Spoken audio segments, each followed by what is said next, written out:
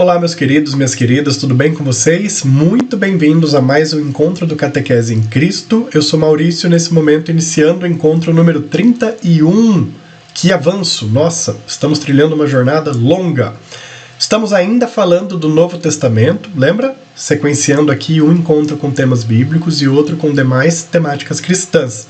No encontro de hoje, falaremos sobre os sapienciais, encerrando os livros sapienciais do Novo Testamento com as cartas católicas. São 7 cartas católicas nessa sequência de epístolas, desde as Paulinas, Hebreus, finalizando com essas de hoje. Vamos lá?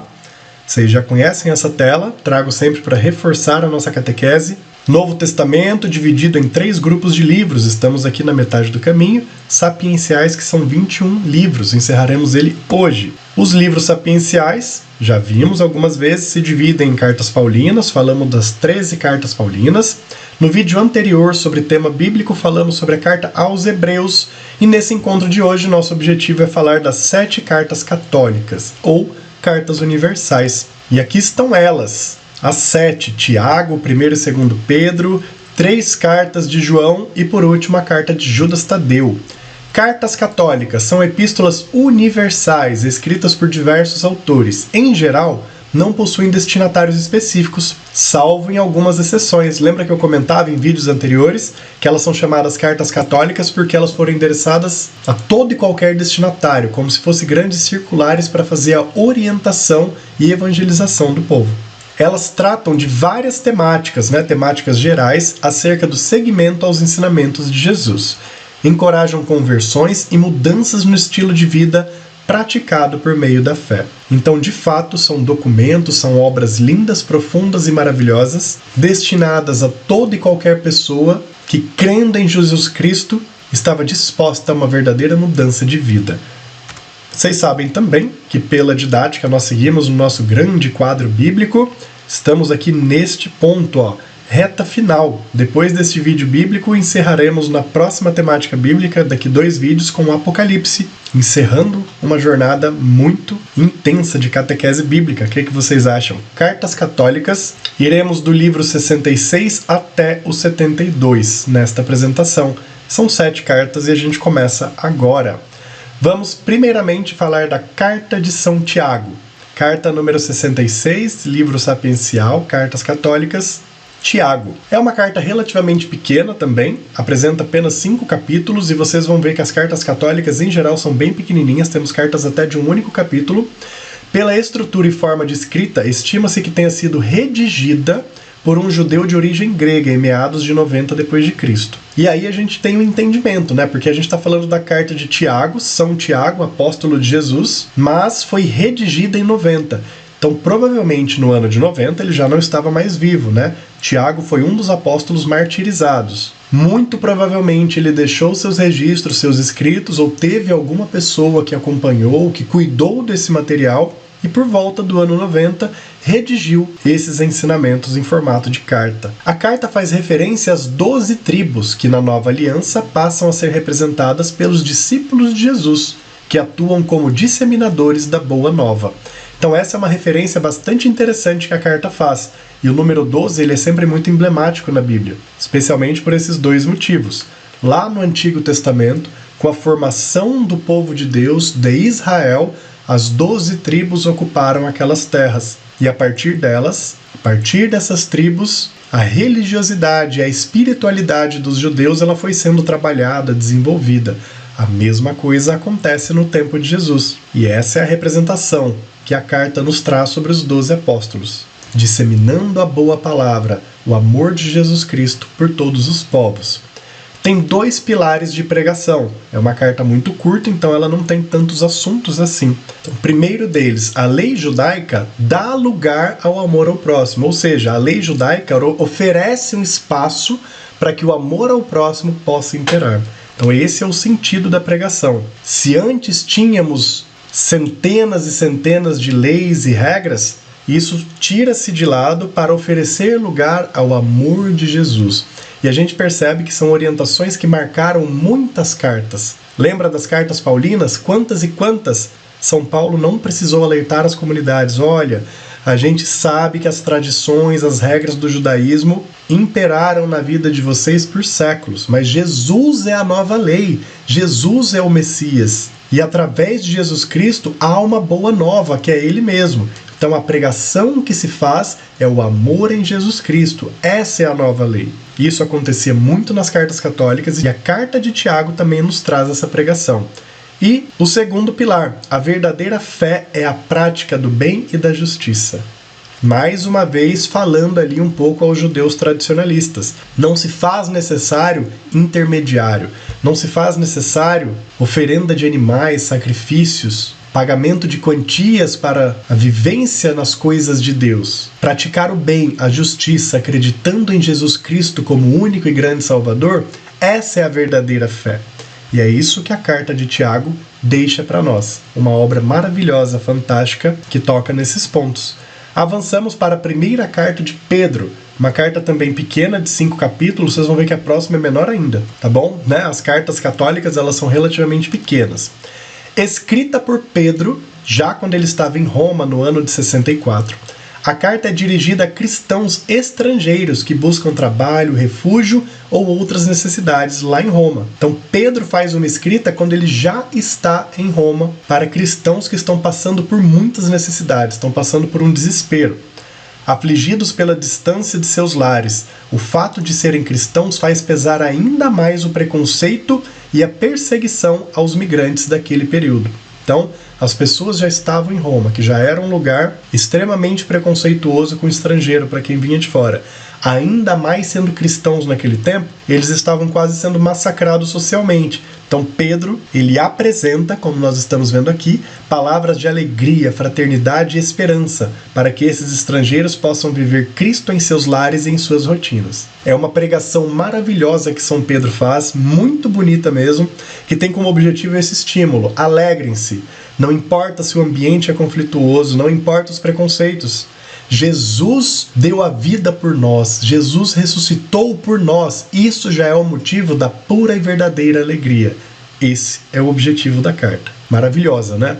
Então, fica aqui um convite para que vocês aprofundem-se ainda mais na leitura e nos conhecimentos. Reforço sempre, se quiserem mergulhar nas temáticas bíblicas, deem uma passadinha lá, a bibliaemresumo.org. São 73 vídeos, um para cada livro da Bíblia, trazendo em detalhes cada capítulo, tudo direitinho, muito bem explicado, para facilitar a sua compreensão e, claro, aumentar a sua fé sempre em Jesus Cristo. Segunda carta de São Pedro, como prometido, menorzinha do que a primeira. Prometido, não é como se eu que determinasse a quantidade de capítulos que tem, né? Mas é uma carta de 3 capítulos apenas, livro número 68 dos 73. Provavelmente escrita ao final do século I, por autor desconhecido. A carta é comumente atribuída a Pedro. E vocês já viram ao longo de toda essa nossa jornada bíblica que muitos livros e cartas têm atribuições, às vezes pelos ensinamentos que vieram daquela pessoa, não necessariamente por ela ter escrito aquela carta. Tal como acontece no Pentateuco, né? Lá no início da Bíblia. Ele é sempre muito atribuído a Moisés, mas há relatos, histórias que foram escritos muitos séculos depois. E por que é atribuído a Moisés? Pelos ensinamentos que Moisés deixou sobre aqueles temas, por isso é atribuído a ele. A mesma coisa acontece com algumas cartas. Então, mesmo não tendo sido escrita diretamente por Pedro, as informações que estão aqui vieram dos ensinamentos deste grande santo, da nossa igreja e da nossa vida. Vivia-se um momento de transição entre a igreja primitiva de Jesus e o período pós-apostólico. Então, eles estavam vivendo essa transição de Jesus estar ali entre eles como ser humano que foi encarnado e a vida pós-apostólica. Então eles estavam nessa transição, né? Como é que vai ser essa adaptação? Como é que a gente vai dar continuidade a tudo isso?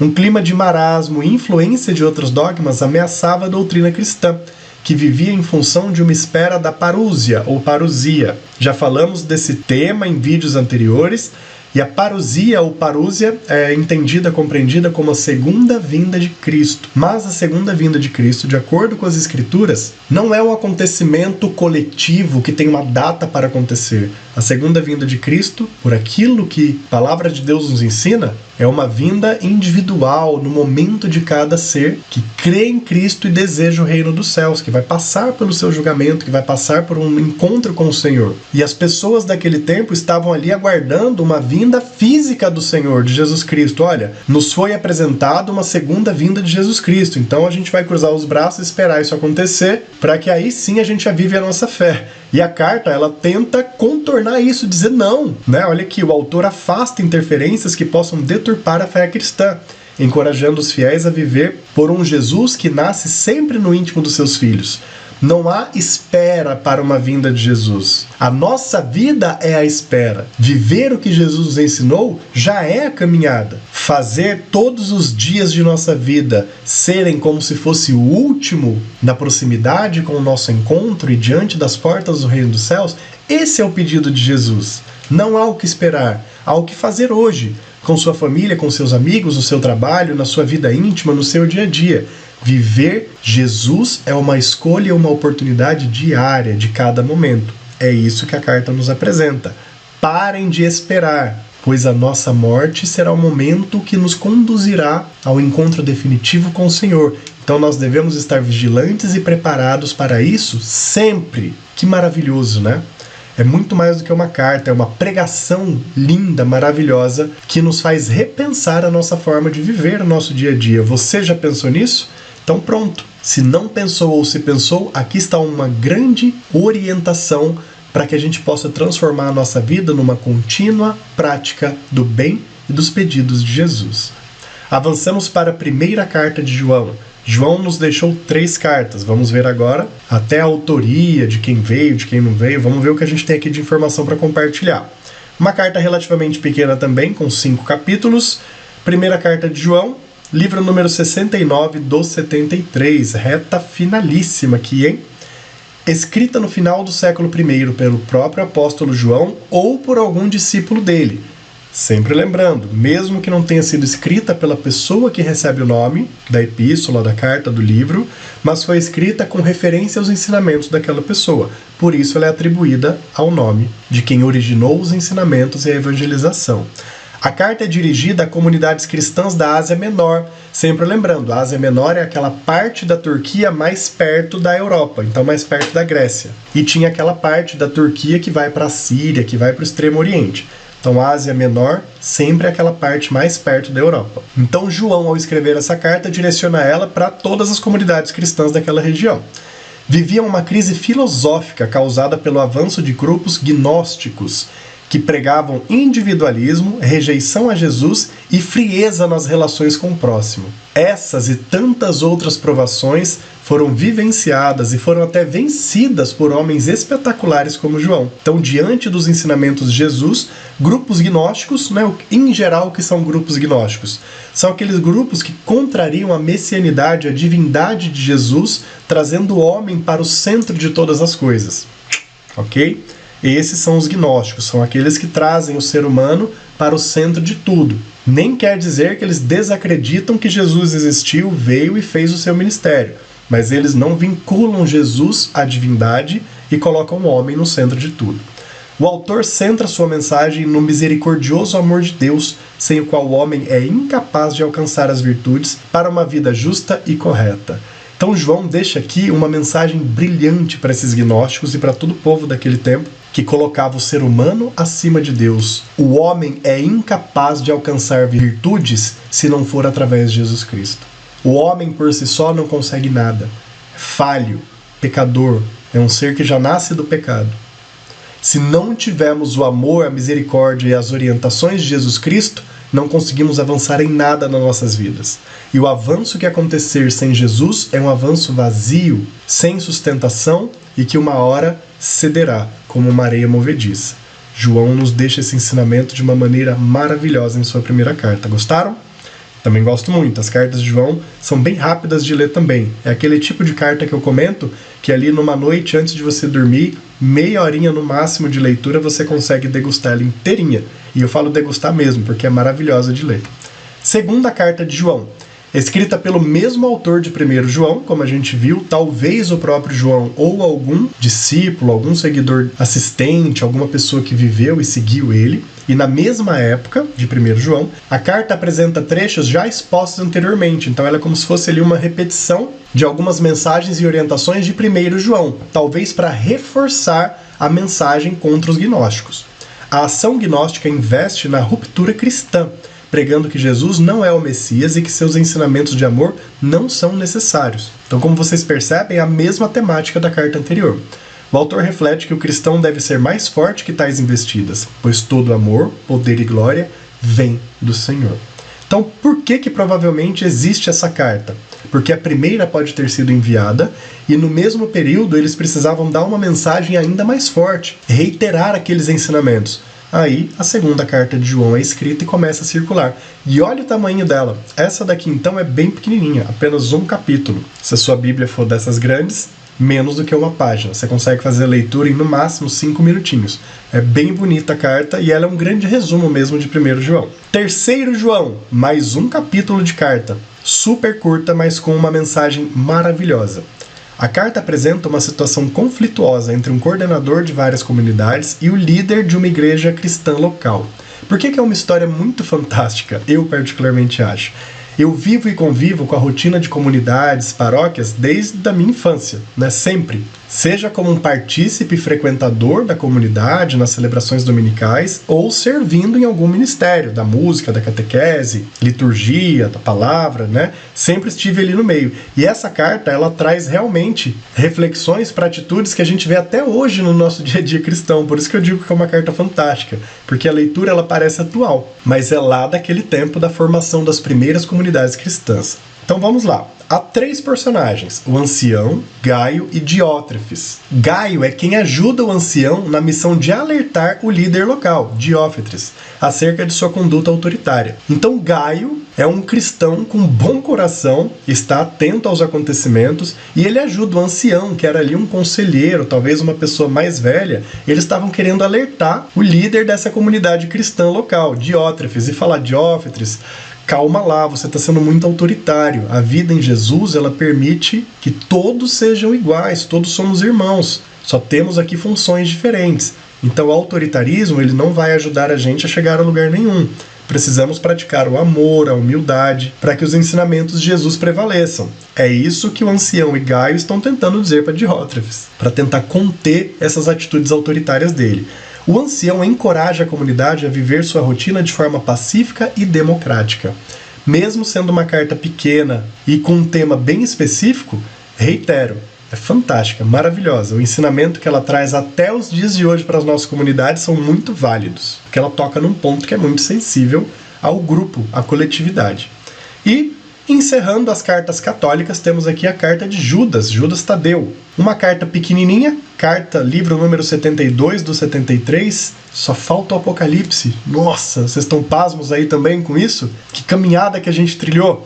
Carta de Judas, apenas um capítulo, é atribuída a Judas, irmão de Tiago Menor. Nós sabemos que Tiago Maior é o irmão de João e Tiago Menor também tinha um irmão, Judas Tadeu.